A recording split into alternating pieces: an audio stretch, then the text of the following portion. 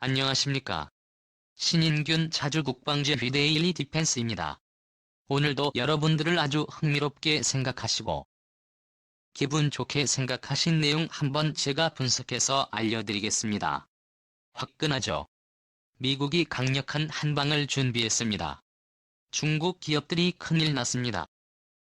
중국 기업들 또 더 나아가서 중국 은행들 더 나아가서 중국 경제 큰일 나게 생겼는데 미국이 어떤 한방 때문에 이러든지 보여드리겠습니다.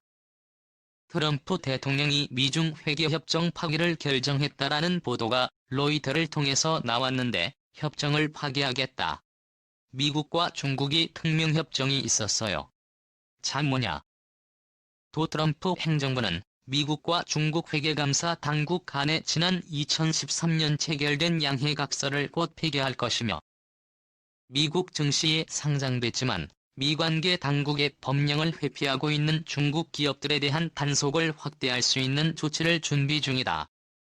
미상장기업 회계감독위원회 즉 피스는 오래전부터 중국 기업들의 불투명한 회계 관리를 제대로 감사할 수 없다며 불평해왔으며 이와 관련해 키스 미 국무부 경제성장 및 에너지 환경 담당 차관은 조만간 양해각서가 파괴될 것이라고 예고했다.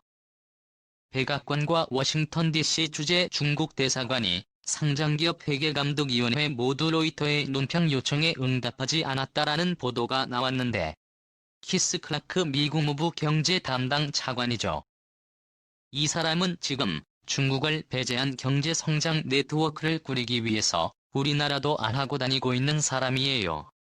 이 사람이 미국과 중국이 지난 2013년 체결했던 회계관리 양해각서 폐지할 거다라고 발표를 해서요.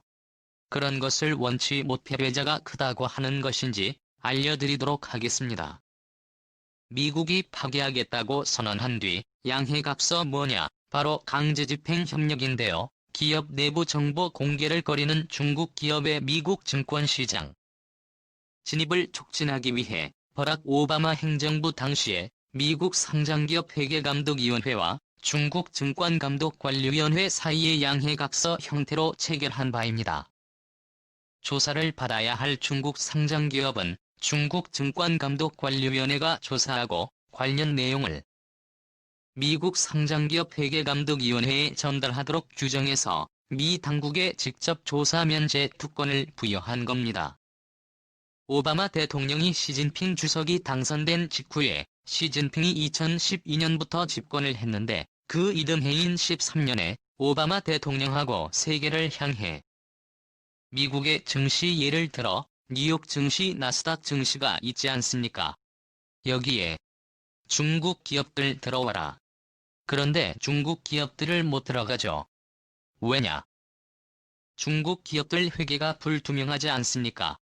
그런데 여기 들어가면 미국에서 회계 조사를 해버리면 중국 기업들 큰일 나죠. 그 기업들과 공생관계에 있어서 비자금을 엄청나게 던지고 있는 고위 관료들 큰일 나죠. 그러니까 안 들어오려고 하니 오바마 대통령이 아닌 우리 앞에 직접 이들이 그냥 모양새를 이렇게 한 거예요. 그래서 오바마 행정부가 자기네들도 당시 금융위기 이후에 경제를 갖다가 다시 재도약시켜야 할 필요성 그리고 중국 입장에선 이 엄청나게 돈이 생길 수 있겠다라고 하는 어떤 희망, 이런 것들이 서로 합의가 된 것이죠.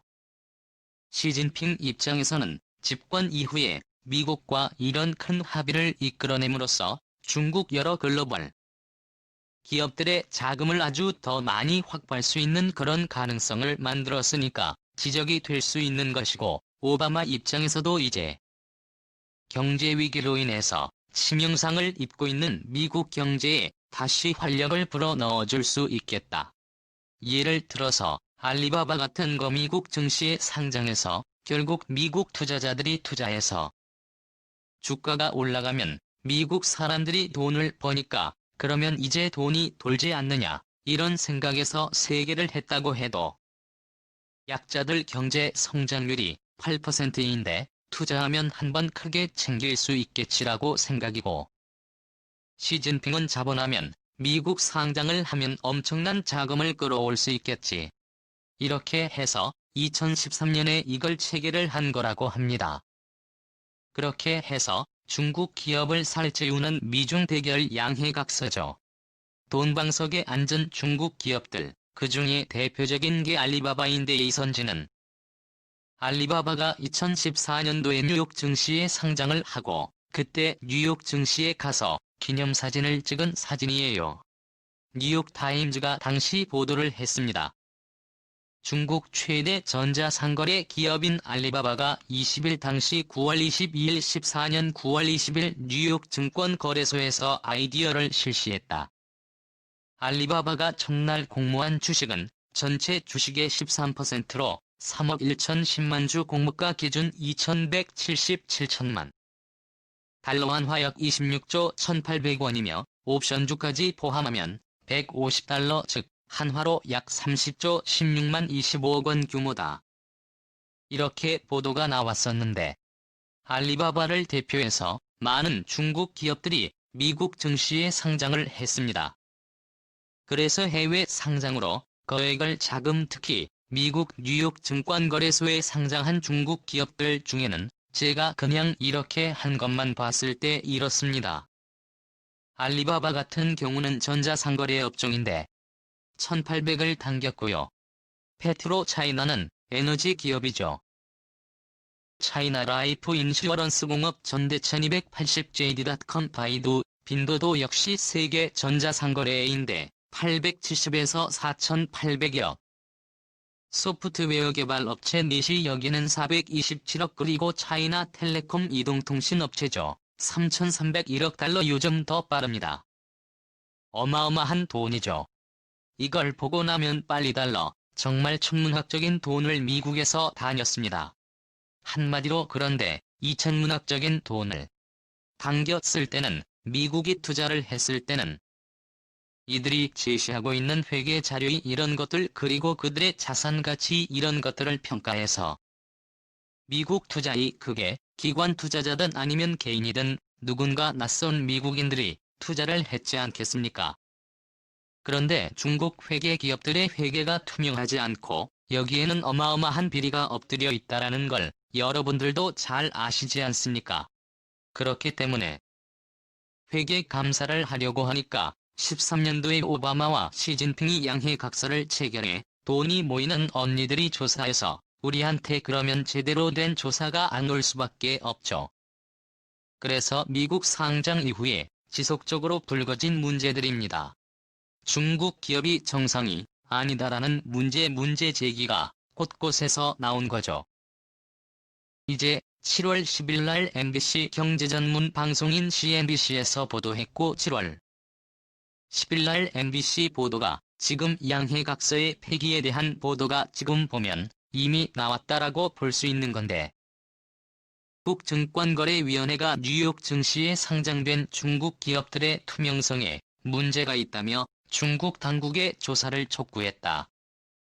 즉 증권거래위원회는 전날 원탁회의를 열고 신흥 시장과 관련한 내용을 논의했는데 이 자리에서는 미국 증권거래소에 상장된 중국 기업의 사기 행각과 분식 회계 같은 허위 대차대조표 문제등 내부에서 일어나고 있는 일에 대해 중국 규제당국이 투명하게 밝혀야 한다며 조선을 압박하기 위한 구체적인 방안들이 거론됐다. 중국 기업들은 미국의 회계감사 규정을 준수하지 않으며 분식회계와 실적 조작 등 범죄 행위로 미국 내 투자자들에게 큰 피해를 안겼다. 즉 증권거래위원회는 수년간 중국 정부에 미국 상장 중국 기업에 대한 회계감사 자료를 제출할 것을 요구했으나 중국 정부는 이것이 국가기밀에 해당한다며 미국 측 요구를 거부했다. 라는 보도를 했어요. 중국 기업들은 이 고위 관료들의 비자금 확보를 위해서 그냥 회계자료를 이서리를 처다적으로 안 맞는 허위 대처다. 그리고 분식회계 이런 것들을 마구마구 해나가는 것이죠.